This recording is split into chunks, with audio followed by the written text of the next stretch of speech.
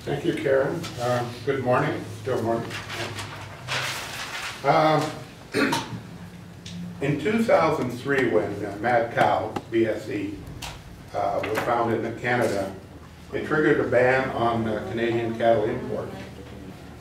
And this was an eye-opener for me and for other U.S. cattlemen, because it was predicted that the U.S. cattle prices would increase by 5 or 6% because of the lower supply. Instead, cattle prices jumped by 27%.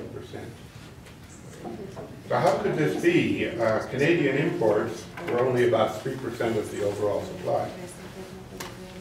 With reflection, we learned that the price improved by 27% because the ban on cattle, Canadian cattle, disrupted the beef packers' captive supply mechanisms. Suddenly, the packers could not draw on Canadian cattle to manipulate prices, and temporarily lost control of the market. Since NAFTA was introduced in 1994, cattle producers have been receiving 6% lower prices because of the increased supply from Canada, and 21% lower prices because packers strategically manipulated the cattle market. And when I say cattle producers lost 27% of potential revenue, I mean Mexican, Canadian, and U.S. cattlemen. We all lost. Now it's time to do something about this. And intolerable is too mild a word to describe my feelings of outrage. From 1994 to 2003, Montana cattle producers received 20% lower prices.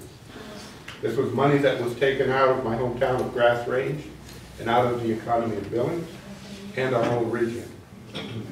Now, for a short time, 5 years now, we have had some better cattle prices at the expense of Canadian producers. But now the Canadian captive supply cattle are again in the pipeline and cattle prices are headed down again. And this comes at a time when the monopoly power of the beef packers is growing. The giant Brazilian firm JBS is rapidly buying up U.S. packing firms. And this will move an increased monopoly to over 90%.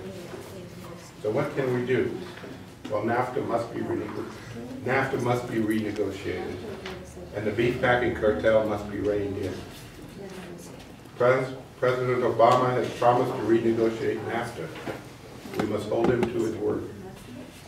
In our discussions with agricultural representatives from Mexico and Canada, it is clear that NAFTA is not working for Mexican and Canadian farmers, and it is certainly not working for U.S. farmers or ranchers.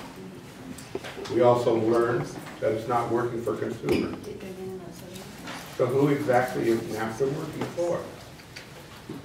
President Obama, renegotiate NAFTA now. President Obama, JBS must not be allowed to buy more U.S. packers.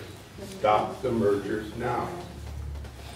President Obama, you promised to issue a ban on packer ownership of livestock. Cattle producers have worked with academics, legal experts, and leaders in Congress on rules that require packers to actually bid for cattle. Imagine that. Packers actually bidding for the supply in a free and fair auction. President Obama, you promised, and we are ready and willing to work with you. Thank you.